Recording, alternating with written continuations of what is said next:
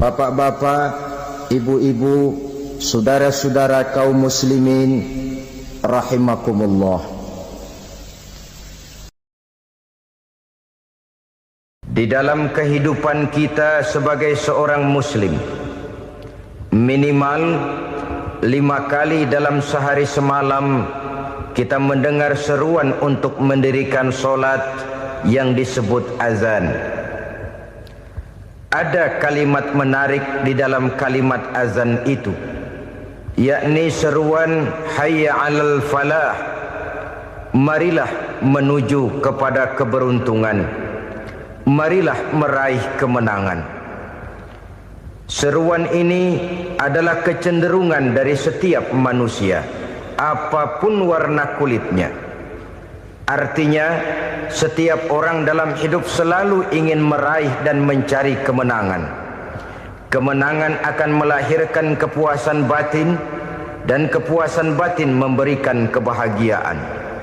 Sedangkan kekalahan melahirkan penderitaan batin, dan penderitaan batin menjerumuskan seseorang di dalam berbagai bentuk kerugian. Jikalau inilah seruan azan, maka masalahnya ialah apa yang menyebabkan kita meraih kemenangan. Al-Quranul Karim memberikan tuntunan dan ajaran kepada kita bahwa orang-orang yang memperoleh kemenangan itu tidak lain adalah orang-orang yang bertakwa. Hanyalah mereka yang bertakwa kepada Allah Subhanahu wa ta'ala pada akhirnya akan tampil sebagai pemenang. Lalu siapa orang yang bertakwa itu? Dijelaskan dalam awal-awal Al-Baqarah, orang yang bertakwa yang akan meraih kemenangan. Pertama, allazina yu'minuna bil ghaib, yaitu orang-orang yang beriman kepada yang gaib, percaya bahwa ada alam yang gaib, alam yang abstrak, alam yang tidak bisa dijangkau oleh salah satu daripada panca indera kita. Mereka percaya dan beriman kepada adanya malaikat, beriman kepada adanya iblis dan jin, beriman kepada adanya alam kubur, beriman kepada adanya alam mahsyar, beriman kepada adanya alam akhirat, beriman kepada adanya sorga dan neraka. Beriman bukan cuma sekedar beriman dalam ucapan bibir saja, tetapi beriman yang nilai iman itu mampu mewarnai gerak dan gaya hidupnya. Iman yang meresap sampai ke tulang sumsum, kemudian memberikan dampak positif di dalam kehidupan manusia.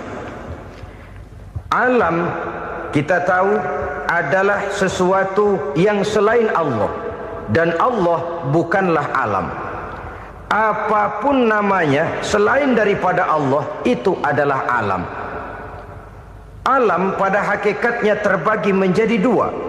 Ada alam syahadah, alam nyata, alam konkret, alam yang bisa dijangkau oleh salah satu indera kita. Kemudian ada alam ghaib, alam yang tidak bisa dijangkau oleh panca indera kita, alam metafisika, alam abstrak, alam yang wajib kita imani keberadaannya. Kita percaya bahwa malaikat itu ada, kita percaya kepada jin, bahwa jin itu ada, kita percaya kepada adanya iblis dan setan. Bukan percaya kepada iblis dan setannya, percaya bahwa iblis dan setan itu ada. Itu termasuk salah satu daripada sifat orang yang bertakwa kepada Allah. Saudara-saudara kaum muslimin rahimakumullah, kecenderungan pembangunan yang lebih bersifat materialistis biasanya menggeser aspek kehidupan rohani. Orang berpikir empiri, dan dalam pola pikir yang demikian, maka alam gaib tidak lagi mendapat perhatian. Aspek kehidupan yang bersifat rohaniah malah mulai ditinggalkan. Akibatnya terjadilah kepincangan di dalam kehidupan kita. Pernah ada satu pengalaman pribadi dalam perjalanan kembali ke tanah air. Dalam pesawat di sebelah kanan saya duduklah seorang Jerman, namanya Heiner Simonsen. Iseng saya ajak kenalan, saya ajak ngobrol, saya tanya dia. Saya bilang, Mas Heiner ini, kalau pesawat yang kita tumpangi ini jatuh ke bawah, kira-kira apa yang bakal terjadi, Mas? Dia bilang, kita semua akan mati. Begitu? Iya. Oke. Apa itu mati? Tanya saya. Dia bilang, untuk tahu apa itu mati, kita harus tahu lebih dahulu apa itu hidup. Saya pikir nih bule bisa ngomong juga. Baiklah kata saya. Apa hidup menurut Anda itu? Oh, hidup itu dia bilang, kalau seluruh anggota badan kita bekerja secara normal, paru-paru memompa darah secara normal, jantung berdetak secara normal, sel-sel tubuh bekerja secara fit, dan organisme tubuh hanya mau bekerja secara normal, dia bilang, kalau kita memberi makan yang cukup, menu yang teratur, dan gizi yang lengkap. Saya bilang, kesimpulannya apa, Ner? Dia jawab, hidup adalah dari tangan ke mulut. Life is from the hand to the mouth, kata dia. Hidup adalah dari tangan ke mulut. Jadi masalah hidup tidak lebih daripada masalah isi perut. Orang pergi pagi, pulang sore, peras keringat, banting tulang, perut yang dibelain. Saya bilang, you are wrong. Sampean salah, Ner. Kamu orang Islam bukan? Bukan. Pantas. Kenapa saya salah? Dia bilang, ya jelas salah. Salahnya di mana? Kamu ini manusia. Kalau hidup cuma dari tangan ke mulut, saya bilang, kambing di kampung saya juga begitu pikirannya, Ner. Itu kambing di kampung saya, asal perutnya kenyang, sudah hidup dia. Perkara besok bagaimana, lusa prospeknya macam mana, bulan depan ada apa, kambing nggak pernah mikir. Di kampung saya kambing juga pikirannya begitu. Kamu Kristen ya? Tadinya. Loh kok tadinya, lalu apa sekarang kamu ini? Dia bilang, sekarang saya netral. Saya tidak beragama, tapi saya percaya kepada Tuhan sebagai pencipta alam. Saya ingat benar dia bilang, I haven't any religious, but I believe to God as the creator of the world. Kenapa bisa netral begitu, Ner? Habis saya bingung katanya. Islam bilang Islam baik, Kristen bilang Kristen baik, Hindu Buddha bilang Hindu Buddha baik, semua agama baik. Saya netral sekalian, nggak beragama. Yang penting saya percaya kepada Tuhan. Saya bilang, Ner, kamu ini kayak orang mau beli celana, lalu bingung. Yang satu bilang Levi's bagus, yang satu bilang Blue Jean hebat, yang satu bilang Wool England hebat. Celana ini hebat, celana itu bagus, celana ini hebat. Semua celana bagus, kamu bingung. Akhirnya netral, tidak pakai celana. Itu juga salah. Saya pikir-pikir, kemudian saya melihat bahwa dua pola berpikir Heiner ini nampaknya sudah mulai menggejala di lingkungan masyarakat bangsa kita. Disadari atau tidak, secara jujur kita harus berkata, dua pola pemikiran Heiner ini mulai berkembang di tengah masyarakat bangsa kita. Pertama, pola pikir materialisme. Hidup adalah dari tangan ke mulut.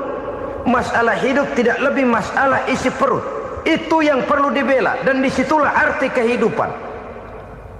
Pergi pagi, pulang sore, peras keringat, banting tulang untuk mempertahankan perut. Kalau sudah kemari cara orang berpikir, maka buat apa percaya kepada yang gaib? Untuk apa sholat? Untuk apa puasa? Untuk apa zakat? Untuk apa menghadiri majelis taklim? Tanpa kepercayaan kepada yang gaib, hidup berjalan menurut alur empiris dan materialis. Kalau sudah ke sana cara orang berpikir, biasanya orang lalu cenderung menghalalkan segala cara. Hanyalah orang yang percaya bahwa akhirat ada, hanyalah orang yang percaya bahwa alam kubur itu ada, hanyalah orang yang percaya bahwa malaikat itu ada, hidupnya akan lebih terarah dan terkendali. Karena kepercayaan kepada yang gaib, yang merupakan fase daripada kehidupan setelah hidup yang sekarang ini, mewarnai gerak pribadi seseorang di dalam dia melakukan kegiatan hidupnya. Pola berpikir materialisme, disadari atau tidak, mulai menggejala di lingkungan masyarakat bangsa kita. Hidup tidak lebih dari urusan tangan ke mulut, mulut ke tangan, tangan ke mulut. Asal perut sudah kenyang, hiduplah sudah. Perkara bagaimana prospek hari yang akan datang, bagaimana akhirat, tidak jadi persoalan. Ini yang oleh Nabi diperingatkan, ad-dunya sijnul mu'min wa jannatul kafir. Dunia adalah penjara bagi orang beriman dan surga bagi orang kafir. Dulu di zaman Belanda hadis ini pernah disalah tafsirkan, disalah artikan, digunakan sebagai senjata untuk mengkebiri dan membuat impoten umat Islam. Sudahlah umat Islam gak usah macam-macam, kata Belanda. Dunia ini kan penjara buat orang Islam, surga buat orang kafir. Di penjara jangan bertingkah.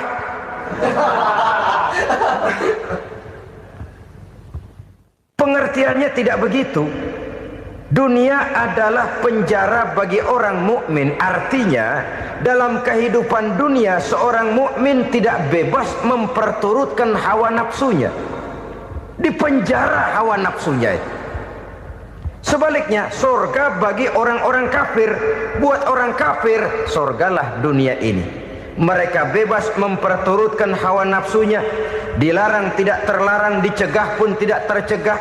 Mereka hidup menurut alur bisikan nafsu mereka sendiri.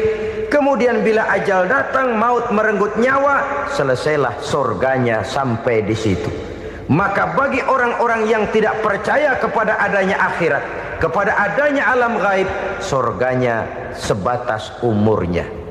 Sekali lagi, surganya sebatas umurnya. Bila umur selesai, ajal pun datang merenggut nyawa, selesailah sudah surganya sampai di situ. Alangkah pendeknya perjalanan orang-orang yang tidak percaya kepada alam gaib ini. Bagi kita mukmin, jikalau kita mampu memenjarakan hawa nafsu, kita bisa bahagia di dunia ini. Dan Islam memang tidak menyuruh kita sengsara di dunia. Raih dunia, kejar dunia, gapai dunia sebagai alat untuk mencapai kebahagiaan di akhirat nanti. Hidup adalah satu perjalanan panjang yang terbentang sejak kita terlahir dari alam rahim sampai kepada alam akhirat nanti. Andai kata kita gagal meraih kebahagiaan di dunia, toh kita masih punya akhirat. Tapi jangan jadi dalil yang melemahkan semangat. Biarin dah kita di dunia kebelangsak, yang penting akhirat. Akhirnya dunia benar-benar kebelangsak. Bagaimana dunia ini bisa kita raih, dan bagaimana meraih dunia untuk menunjang kepentingan akhirat nanti. Yang kedua, dari pikiran Heiner yang saya lihat menggejala di lingkungan masyarakat bangsa kita, timbulnya manusia-manusia netral. Seolah-olah Tuhan yes, agama no. Sama Tuhan percaya, agama ogah. Tuhan ngangguk, giliran agama godeng. Padahal hampir dalam setiap ayat dalam Quran, kata-kata amanu biasanya bergandeng dengan wa amilus sholihat. Iman dan amal soleh. Ini sebagai isyarat Tuhan dan agama jangan pernah dipisah-pisah. Apabila kita bertuhan, maka kita harus beragama. Apabila kita beragama, maka agama itu harus bersumberkan dari Tuhan yang kita imani itu. Tidak mungkin kita pisah, Tuhan yes, agama no. Sama Tuhan percaya tapi agama bikin sendiri. Sembayangnya cukup bengong 2 jam madep ngulon.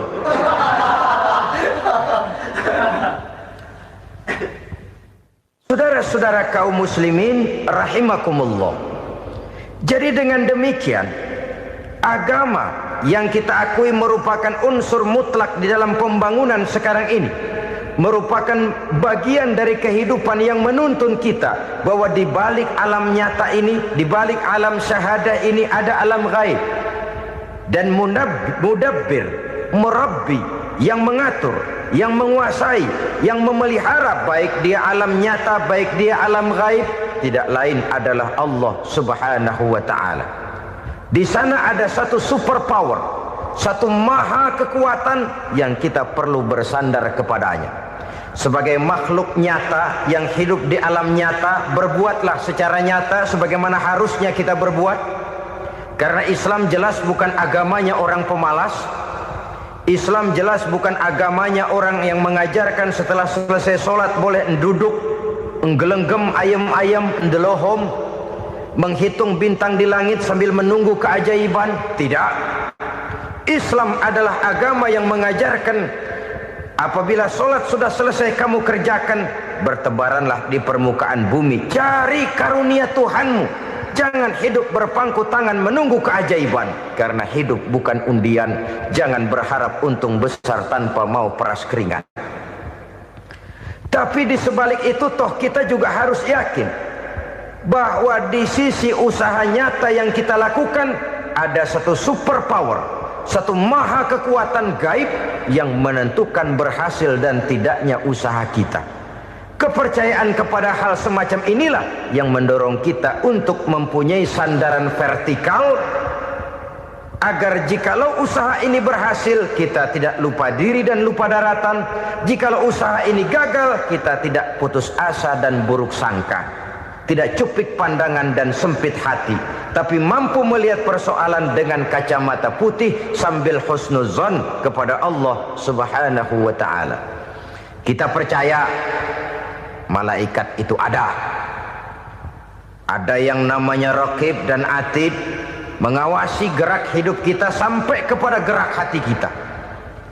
Ini memberikan sugesti agar kita berhati-hati. Tidak sejengkal tanah pun kita bisa berlindung dari pengawasan Raqib dan Atid. Ada Munkar Nakir yang akan menyoal kita di alam kubur. Ada malaikat Malik, penjaga neraka. Ada malaikat Ridwan yang menjaga surga.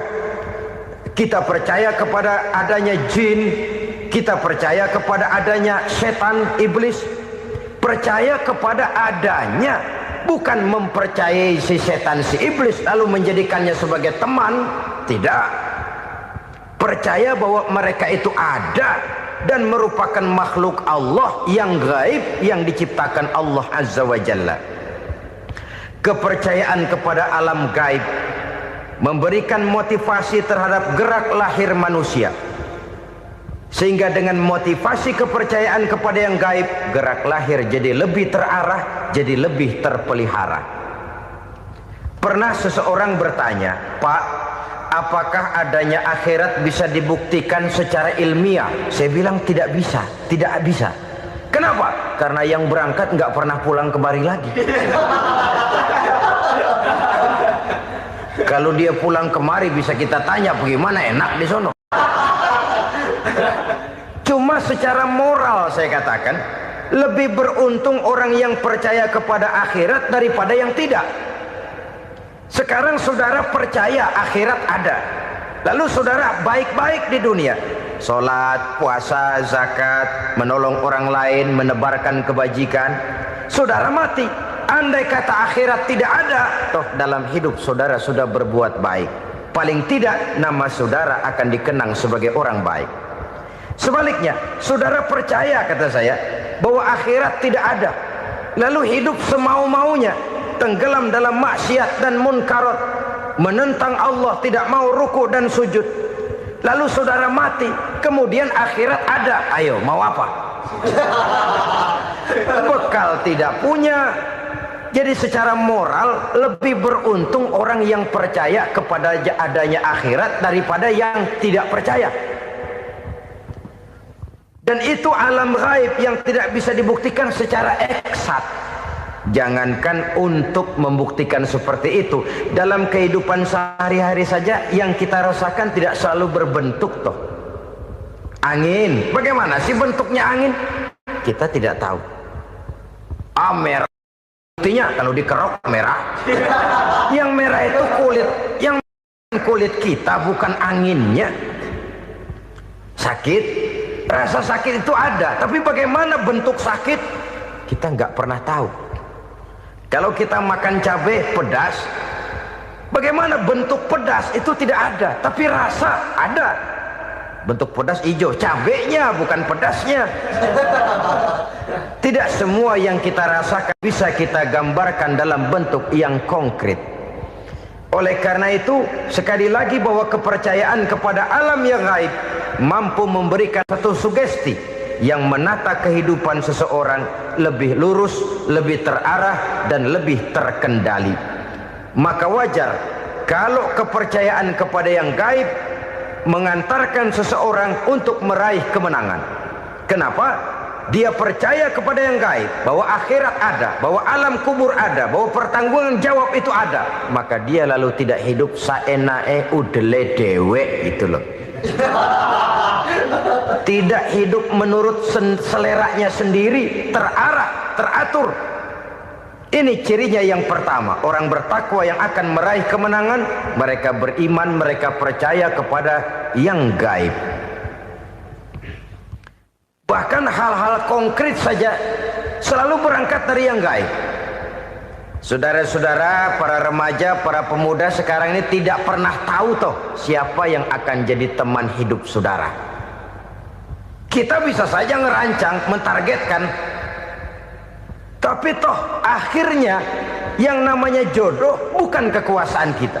Rezeki di luar kemampuan kita. Begitu juga ajal, maut, jodoh, ajal adalah contoh-contoh konkret bahwa pada akhirnya yang gaiblah yang menentukan. Bertahun-tahun ngelancong, emang jodoh seret, nggak jadi.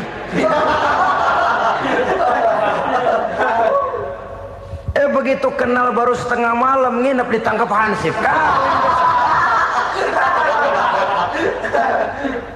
Hal-hal semacam itu kadang-kadang kita berpikir suuzon, gilet, perempuannya cakep banget, lakinya rebek amat. Memang begitulah jodohnya.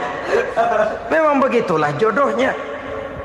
Saudara hadirin ma'asyiral muslimin yang saya hormati, jadi hal-hal yang konkret saja kita yakini sepenuhnya ditentukan oleh satu superpower yang gaib itu tadi.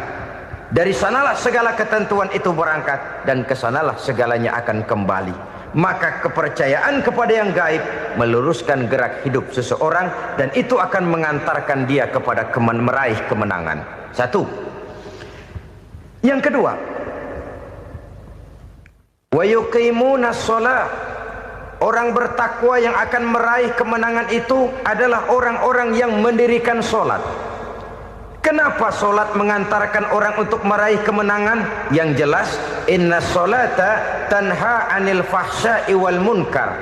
Sholat mampu mencegah manusia dari perbuatan keji dan munkar. Banyak filsafat hidup yang terkandung di dalam sholat ini. Sejak kita wudhu sampai kita menghadap ke arah kiblat, sampai kita melakukan gerak-gerak sholat, bacaan-bacaan yang ada di dalam sholat, lalu sampai kepada mengucapkan salam. Banyak filsafat hidup yang terkandung di dalam sholat. Umpamanya saja, setelah takbiratul ihram mulai kita dengan sholat dalam posisi berdiri, diajarkan dalam kitab-kitab fikih agar kita melihat ke arah tempat sujud. Ini kan filsafat kehidupan. Kalau kamu sholat dalam posisi berdiri, lihat tempat sujud. Jangan sholat mata jelalatan, sebab nanti bisa mengurangi kekhusyuan. Jadi wajar kalau yang dikatakan bahwa yang paling afdol adalah shaf yang di depan. Kenapa? Secara harfiah pengertiannya akan lebih mengundang kekhusyuan. Kenapa? Kalau kita di shaf paling depan di masjid umpamanya paling banter kita lihat tembok. Tapi kalau kita shaf di tengah atau di belakang, orang-orang di depan kita pun akan kelihatan. Yang bajunya loreng, yang bajunya genggang, yang bajunya macam-macam. Kita lihat, kadang-kadang kita pikirin, ada yang bajunya bolong. Kita sholat tapi dalam hati, nih orang bajunya robek yang nggak tahu apa. Ada saja hal-hal yang mengusik kekhusyuan kita. Oleh sebab itu diajarkan dalam posisi berdiri, lihat, arahkan pandangan matamu kepada tempat sujud. Ini kan filsafat kehidupan. Maksudnya apa? Kalau lagi diri lihat dong tempat sujud. Kalau udah di atas ingat dong sama yang bawah. Kalau sudah tinggi ingat dong dari mana kamu berangkat. Kalau sudah berkuasa bantu dong yang lemah. Kalau sudah kaya santuni dong yang miskin. Kalau sudah alim bimbing dong yang awam. Ini filsafat kehidupan. Dalam posisi berdiri kau lihat tempat sujud. Ini akan melahirkan kepekaan sosial di mana seseorang mau tahu kepada orang lainnya. Bagaimanapun kaya kita, tinggi pangkat dan jabatan kita, jikalau hidup hanya untuk kepentingan perut sendiri saja, rasanya belum membawa manfaat di dalam kehidupan kita. Tapi efek yang tertinggi sesungguhnya, solat mencegah manusia dari perbuatan keji dan munkar. Perbuatan keji dan munkar walaupun kelihatannya mendatangkan uang, membawa keuntungan, tapi itu keuntungan semu, keuntungan sementara. Dengan menipu orang lain kita bisa dapat untung, tapi tidak membawa berkah. Dan itu adalah kerugian besar dalam kehidupan kita. Maka untuk meraih kemenangan harus dimulai dengan membentuk kepribadian yang tegar, memiliki sandaran vertikal yang langsung kepada Allah Subhanahu wa ta'ala. Dan itu hanya bisa kita tempuh melalui jalur ibadah formal yang sudah ditentukan Allah, yakni solat yang 5 waktu. Untuk memperkuat itu ada solat-solat sunnah, rawatib, nawafil sebagai terminal-terminal kontrol cadangan untuk memelihara stabilitas temperatur batin di dalam kita berhubungan dengan zat yang maha gaib, yaitu Allah Subhanahu wa ta'ala. Orang sering bertanya, Pak, itu tetangga saya nggak sholat, duitnya nggak habis-habis, Pak. Nggak sholat tapi mobilnya tambah terus. Nggak sholat tapi usahanya makin maju. Tapi di sisi lain ada orang yang rajin sholat, rezekinya butak bener. Anaknya mana kurus, mana korengan. Saudara hadirin ma'asyiral muslimin rahimakumullah. Harus saya katakan bahwa solat memang bukan untuk cari duit. Solat adalah sandaran vertikal kita kepada Allah. Sedangkan soal rezeki itu berkaitan dengan sifat Allah maha pengasih dan maha penyayang. Allah maha pengasih, siapapun dikasih kalau mau usaha. Allah maha penyayang, tidak semua orang disayang oleh Allah Azza wa Jalla. Dan belum tentu banyak harta itu merupakan nikmat. Mungkin juga istidraj. Artinya istidraj itu dikasih tapi diambulin, kalau bahasa Betawinya itu. Dikasih tapi diambulin, itu bukan merupakan nikmat sesungguhnya, lebih merupakan azab dari Allah Subhanahu wa ta'ala.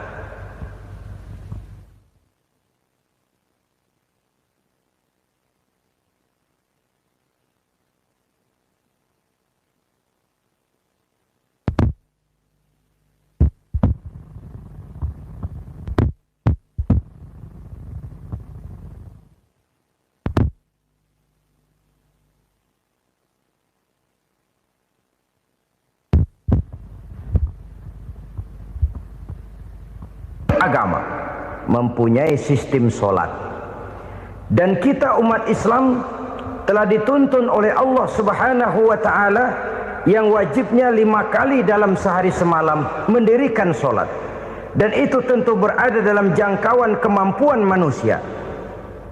Pada awalnya barangkali kita memang merasa solat itu satu kewajiban, tapi semakin kita hayati makna, manfaat dan filsafat yang terkandung di dalam ajaran solat, semakin sampai kita kepada keyakinan bahwa solat adalah keperluan kita.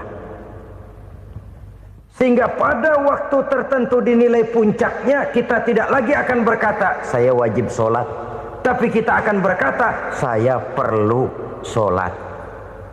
Kalau kita sudah merasakan itu adalah keperluan kita, nah di sanalah kita baru akan merasakan ruginya kalau hal itu tidak kita laksanakan. Sepanjang kita masih berkata saya wajib sholat, kita akan lebih merasakan dia sebagai beban ketimbang sebagai keperluan. Yang jelas Allah tidak memerlukan ibadah yang kita laksanakan ini. Dengan kata lain, andai kata satu dunia penuh ini orang tidak ada yang sholat satu pun, Allah tidak akan turun dari jabatan Tuhan. Jangan lalu berpikir kalau kita ngambek se-RW kagak sembahyang Tuhan tekor kali ini ya. Tentu tidak. Itu perlunya kita, bukan perlunya Allah. Dan pada induknya kita akan berkata, saya perlu agama. Kalau secara induk kita sudah memerlukan agama, maka konsep-konsep yang ada di dalam ajaran agama itu pun adalah juga merupakan keperluan kita. Baik dia bernama sholat, baik dia bernama puasa, baik dia bernama zakat, baik dia bernama haji, seluruhnya adalah keperluan kita. Dan sesuatu yang kita perlukan apabila tidak kita laksanakan akan melahirkan kerugian di dalam kehidupan. Jangan heran kalau kita membaca riwayat perjalanan hidup para salafus soleh, orang-orang soleh. Ada yang tahajud sampai 100 rakaat, ada yang sholat malam kakinya sampai bengkak. Kita sekalinya bengkak biri-biri. Ada yang sholat membaca surah dalam Al-Quran sampai khotam Quran. Kok mau? Mereka sudah merasakan itu keperluan. Itu saja soalnya. Satu saat pun jikalau kita merasa bahwa itu keperluan saya, kita pun akan melaksanakan seperti itu. Keperluan saya dalam kehidupan. Inilah yang kedua. Yang ketiga, orang bertakwa yang akan meraih kemenangan itu, wa mimma razaqnahum yunfikun. Mereka membelanjakan sebagian daripada rezeki yang diberikan Allah kepada mereka. Mereka infakkan di jalan Allah. Ada satu dialog menarik. Satu hari seorang anak muda bertemu dengan seorang kakek-kakek yang sudah dikenalnya baik. Bertanyalah anak muda ini, "Kek, umur kakek berapa tahun?" 15 tahun, kata si kakek. "Anak kakek berapa orang?" 1. "Harta kakek berapa banyak?" 15 juta. Si anak muda ini bengong. Lalu protes, "Kok kakek bohongin saya?" "Kenapa?" "Saya tahu umur kakek 70 tahun. Kenapa ngaku 15? Saya tahu anak kakek 5. Kenapa bilang 1? Saya tahu kakek miliuner, miliaran uang kakek. Kenapa ngaku cuma 15 juta? Begini, kata si kakek tadi. Benar, umur saya 70 tahun. Tapi dari umur yang 70 tahun itu baru 15 tahun terakhir ini saya merasakan ibadah kepada Allah. Meninggalkan maksiat, jauh dari segala macam munkarat. Maka yang 15 tahun inilah yang benar-benar saya rasakan sebagai umur saya. Benar anak saya 5, tapi yang 4 susah diatur. Cuman 1 rasanya nih yang bakal jadi si buah hati belahan jantung berlanjut cerita penerus sejarah. Cuma 1 ini yang saya harapkan, yang akan jadi anak soleh, yang akan membuat saya menerima pensiunan pahala. Kalau yang 4 apek dah, nggak ada harapan. Yang 1 nyekek botol melulu. Oh begitu, iya. Lalu kenapa kakek bilang harta kakek cuma 15 juta padahal saya tahu kakek uangnya miliaran, depositonya banyak?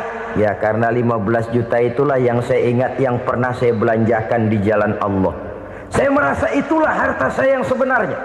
Yang miliaran yang saya simpan di bank kelak kalau satu saat saya mati akan jadi rebutan di antara anak-anak saya. Iya kalau anak saya soleh kayak yang 1 ini. Kalau yang 4 tadi udah tulen dia bakal berantem dah berebut tuh. Jadi 15 juta yang saya belanjakan di jalan Allah inilah yang saya merasakan benar-benar harta saya yang sesungguhnya. Dialog ini patut menjadi bahan renungan kita bersama. Diberikan kita umur 40, 50, 60, 70, 80. Berapa tahun dari umur yang diberikan itu yang jalan mulus, yang kita gunakan untuk melaksanakan ibadah? Banyak harta kita simpan di bank, di lemari, di dompet, di tas. Tapi berapa yang sudah kita depositokan di jalan Allah yang akan menemani kita di hari kita kembali nanti? Maka orang bertakwa yang akan meraih kemenangan, wa mimma razaqnahum yunfikun, mereka membelanjakan sebagian dari rezeki yang diberikan Allah di jalan Allah subhanahu wa ta'ala. Ma'asyiral muslimin rahimakumullah, zahirnya memang kita memberikan kepada orang lain, tapi hakikatnya kita menyimpan untuk diri kita sendiri. Kita memberikan kepada yatim piatu 25.000. Zahirnya kita memberikan si yatim, hakikatnya kan kita cuma nyimpan. Saya berikan, titip kepadamu, ini untuk saya di akhirat. Kau boleh belikan baju, kau boleh belikan untukmu makan, kau boleh bayarkan sekolahmu. Ini untuk saya. Hakikatnya kita nyumbang masjid 1 juta, zahirnya kita berikan kepada panitia masjid, tapi hakikatnya kan cuma titip. Titip 1 juta ya, untuk saya di alam kubur nanti. Silahkan kau boleh belikan semen, ini uang, belikan besi, belikan pasir. Saya cuma sekedar titip untuk kepentingan saya. Hakikatnya kita cuma sekedar menitip. Sebagaimanapun pada hakikatnya, apapun yang kita miliki dalam kehidupan kan cuma sekedar hak guna pakai, bukan hak milik mutlak. Harta kita, rumah kita, kendaraan kita, kebun kita, pabrik kita, hak guna pakai saja. Hak milik mutlak cuma untuk Allah subhanahu wa ta'ala.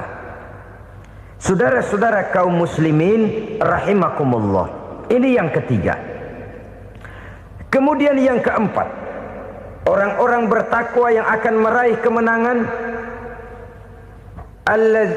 allazina yu'minuna bima unzila ilaika, mereka yang beriman, mereka yang percaya kepada apa yang telah diturunkan kepadamu Muhammad, ay Al-Quran, yakni Al-Quranul Karim. Setelah percaya kepada yang gaib, mendirikan solat, kemudian menginfakkan sebagian dari rezeki yang diberikan Allah, mereka juga lalu percaya kepada yang diturunkan terhadap Nabi, yaitu tidak lain Al-Quranul Karim. Sekali lagi di sini, percaya bukan hanya sekedar percaya saja, tetapi percaya lalu menjadikan Al-Quran itu sebagai pedoman hidup. Sebab memang Al-Quran itu adalah GBHM, garis-garis besar haluan muslim.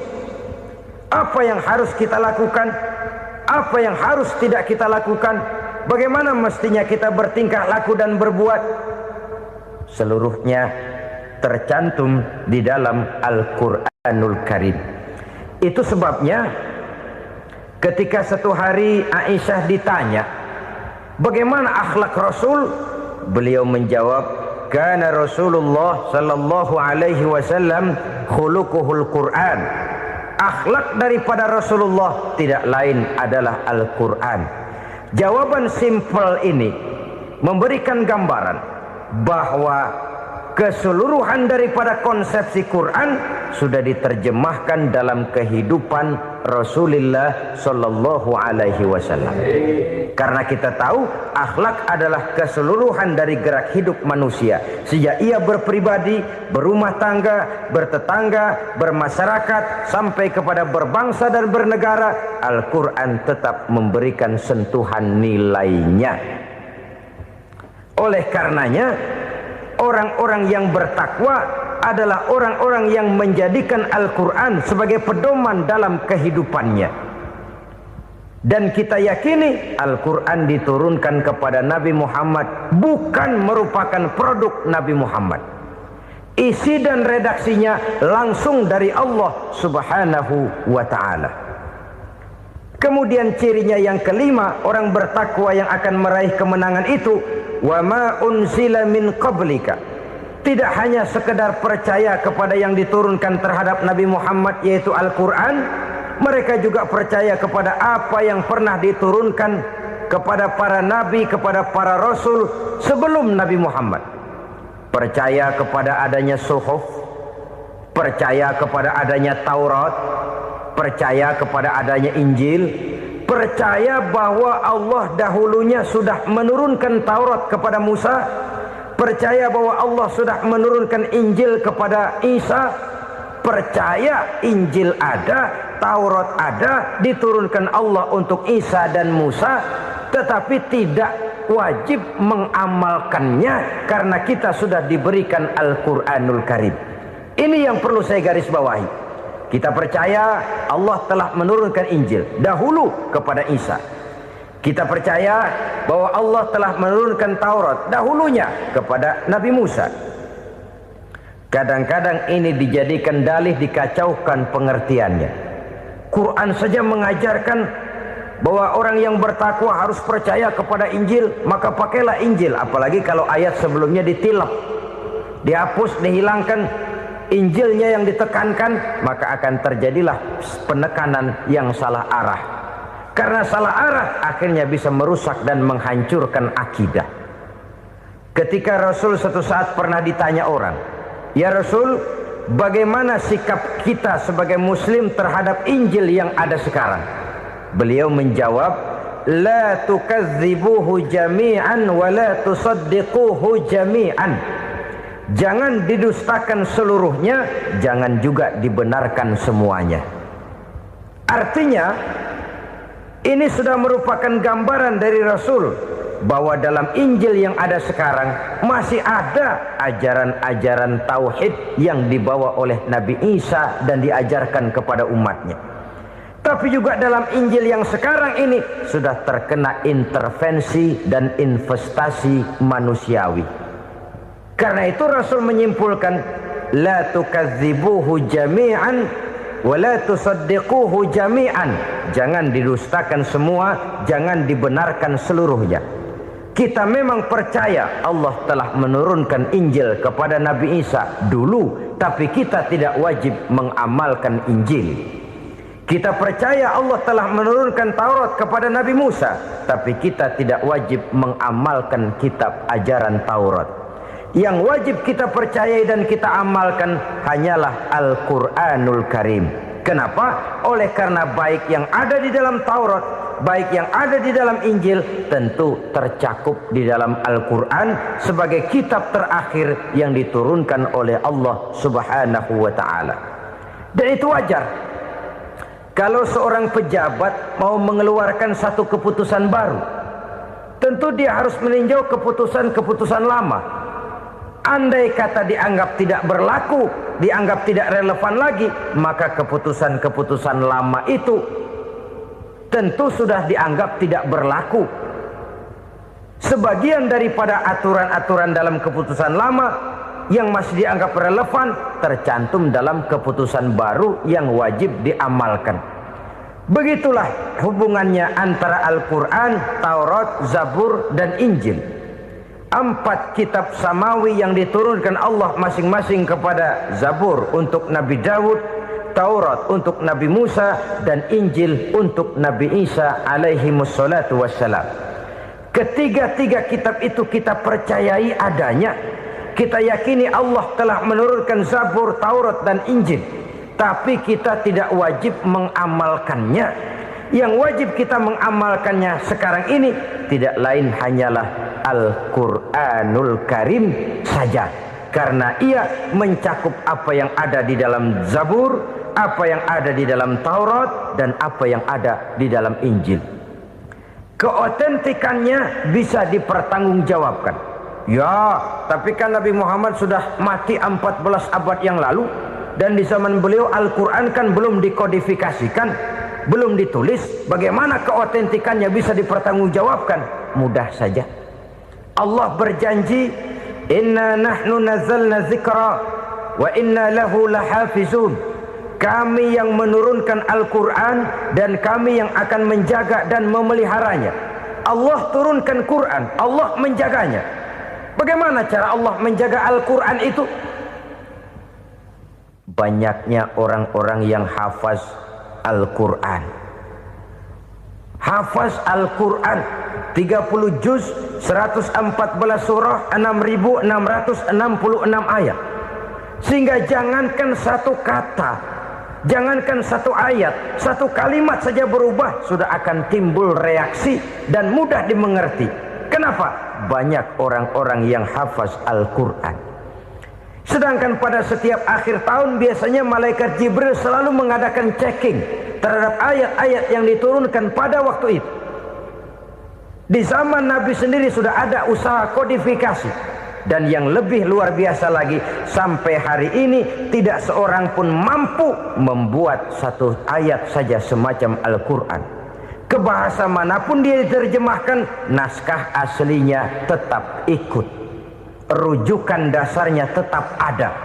Berdasarkan itu, maka tidak mungkin terjadi penyelewengan terhadap atau pemalsuan terhadap ayat-ayat Al-Quranul Karim.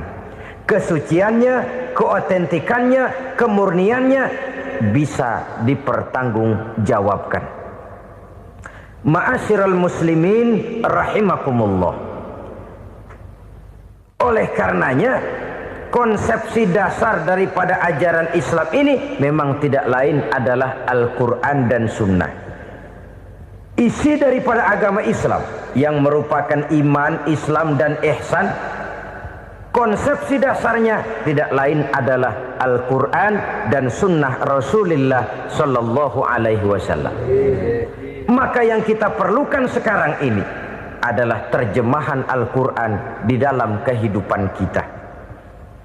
Dengan demikian, maka gaya kehidupan yang lebih Qurani itulah yang kita dambakan. Kita perlu memang terjemahan Quran dalam bahasa Inggris, dalam bahasa Belanda, dalam bahasa Jepang, tapi yang lebih kita perlukan adalah terjemahan Quran di dalam kehidupan kita. Konsekuen, tidak memanipulasi, ringan sama kita jinjing, berat sama kita pikul. Jangan kalau lempengan ayat Quran tuh kira-kira enak diamalin, keras teriakan kita. Giliran kira-kira ayat Quran itu mukul kepala kita sendiri, diam kita. Itu ciri yang pernah disindir Allah dalam awal-awal Baqarah juga itu. Ciri beragamanya orang yang munafik. Kullama adha'a lahum masyawfih, kata Allah. Wa iza azlama alaihim qamu.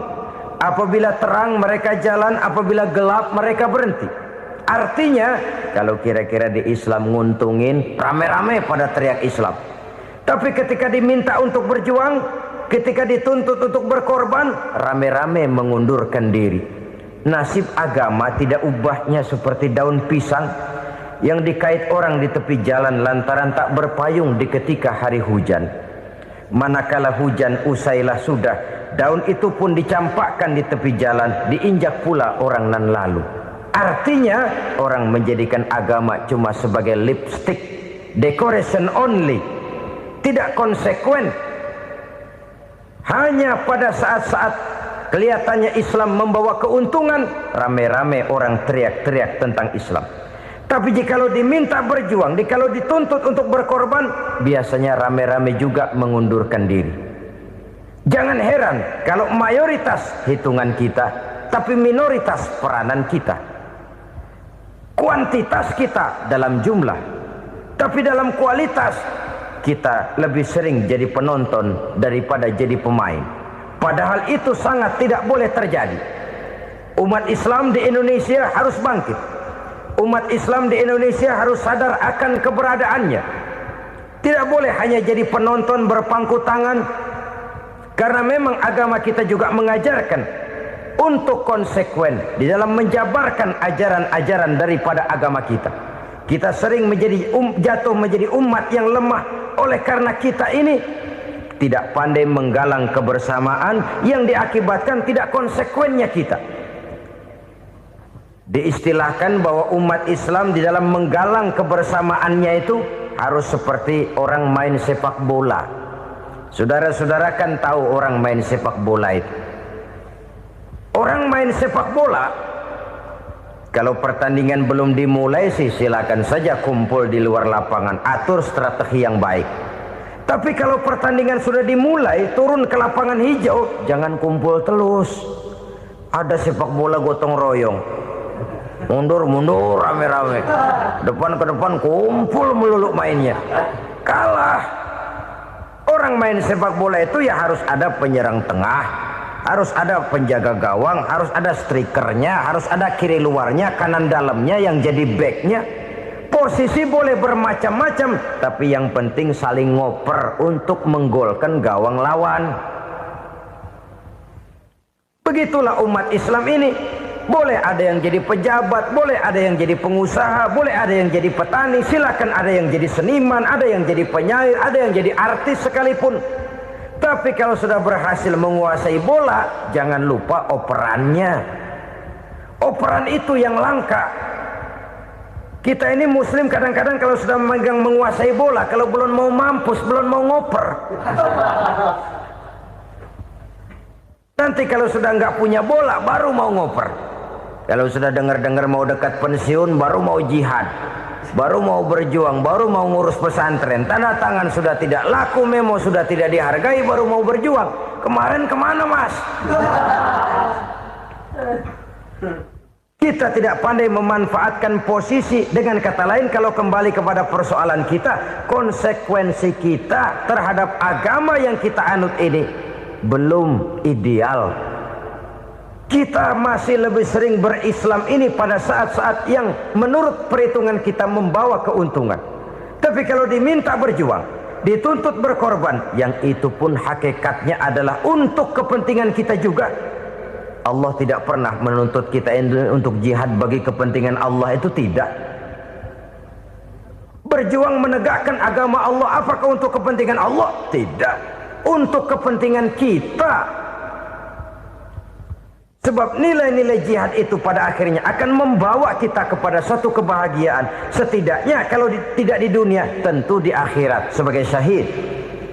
Oleh karena itu, pada bagian akhir ini saya ingin mengajak, marilah kita konsekuen. Sekali kita berkitabkan Al-Quranul Karim, mari dia kita jadikan pedoman. Jangan cuma kita jadikan sebagai penghias dinding, pelengkap rumah, bahwa di rumah kita ada Al-Quran, tapi yang baca kecoa. Habis pada bolong tuh Quran. Yang penting kan punya Quran. Ditaruh di pintu rumah. Biar apa? Biar kuntilanak kagak masuk katanya. Ya apa itu nasib Quran, cuma kerjanya jaga pintu, ngusir kuntilanak, ngusir memedi. Bagaimana kita hidup menurut tuntunan Al-Quran? Kadang-kadang tidak pernah menjadi masalah bagi kita. Maka bagaimanakah Al-Quran akan mungkin membawa keberkahan dalam hidup kalau ajarannya kita injak-injak dalam keseharian kita? Mewujudkan gaya hidup yang lebih Qurani, itulah yang akan kita rintis di dalam kehidupan kita. Bertahap, step by step, menurut kemampuan yang ada pada kita. Jika jalan ini tidak bisa kita selesaikan, percayalah akan ada generasi penerus yang akan melanjutkan usaha dan cita-cita mulia itu. Jadi percaya kepada Taurat, percaya kepada Injil, sekadar percaya Allah dahulunya sudah menurunkan itu, tapi kita tidak wajib mengamalkannya. Kenapa? Generasi Injil masa berlakunya sudah kedaluarsa. Taurat masa berlakunya sudah kedaluarsa. Injil pernah berlaku untuk orang Nasrani di zaman Nabi Isa. Taurat pernah berlaku untuk orang Yahudi di zaman Nabi Musa. Setelah generasinya berlalu, datang Rasul penutup yang membawa Al-Quranul Karim. Maka Al-Quran itulah yang berlaku menjadi pedoman sampai hari akhir nanti. Jangan jauh dari Al-Quran, karena apabila ini kita lakukan, maka kita akan kembali kepada satu gaya hidup yang jauh dari tuntunan agama, dan itu artinya kita akan semakin jauh untuk meraih kemenangan. Saudara-saudara kaum muslimin rahimakumullah. Yang keenam, yang terakhir, orang-orang bertakwa yang akan meraih kemenangan itu wabil akhirati hum yuqinun. Mereka percaya, mereka yakin seyakin-yakinnya akan adanya hari akhir, di mana seseorang akan mempertanggungjawabkan seluruh perbuatannya di dalam hidup ini. Dan tidak ada satu perbuatan yang bagaimana kecilnya sekalipun yang tersembunyi dalam pandangan manusia yang tidak akan dibukakan persoalannya di mahkamah Qadi Rabbul Jalil di akhirat nanti. Itulah sebabnya maka percaya kepada akhirat disebut secara khusus. Padahal di awal tadi sudah dijelaskan yu'minuna bil ghaib, percaya kepada alam gaib, dan alam gaib ini termasuk akhirat. Kenapa pada bagian akhir disebut lagi akhirat? Karena ternyata bahwa kepercayaan kepada adanya akhirat merupakan induk dari kepercayaan terhadap adanya malaikat, setan, jin dan lain sebagainya, dan akan lebih memberikan sugesti dalam kehidupan manusia untuk meluruskan gerak hidupnya.